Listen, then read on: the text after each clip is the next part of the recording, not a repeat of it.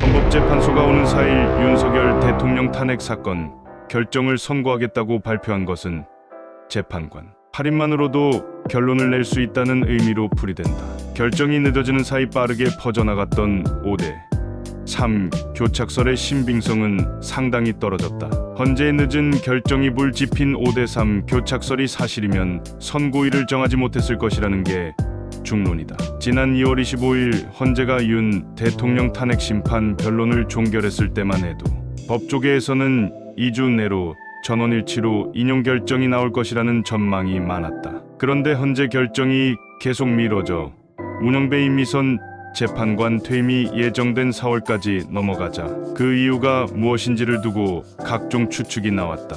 특히 인용 5명, 기각각하 3명으로 의견이 갈렸다는 추측이 빠르게 확산했다. 헌재가 윤 대통령 탄핵 파면을 결정하려면 재판관 8인 중 6명이 인용 의견을 내야 한다. 3명 이상이 기각이나 각하 의견이면 정족수 미달로 기각 결정이 내려진다. 문영배 헌재 소장 권한대행이 이런 결과를 피하려 선고를 미루고 있다는 주장이 5대 3 교착설이다. 처음부터 근거 없는 소문에 불과했지만 지난달 24일 나온 한덕수 국무총리 겸 대통령 권한대행의 탄핵 심판 결정에서 재판관들의 의견이 네 갈래로 갈라졌던 점, 결정이 늦어진 배경 중 하나로 꼽혔던 이재명 더불어민주당 대표의 항소심 선고가 나온 지난달 26일 후에도 헌재가 아무런 설명이나 공지를 하지 않았던 점 등이 이런 추측에 힘을 실어줬다. 법조계에서는 헌재가 지난 1일 선고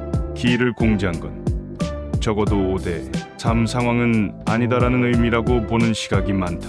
방승주 한양대 법학전문대학원 교수는 마은혁 재판관 후보자가 임명되지 않은 걸 헌재가 위헌으로 판단해놓고 5대 3으로 기각 결정을 하면 그 결정도 위헌 소지가 있어 정당성이 떨어진다며 그런 상황에선 선고 기일 자체를 잡지 못했을 것이라고 말했다. 실제 헌재에서는 재판관 공석으로 결론이 달라질 여지가 있다면 곧바로 결론을 내지 않고 구인 체제의 완성을 기다리는 게 관례였다. 이런 인식은 헌재의 최근 결정문에서도 드러난다.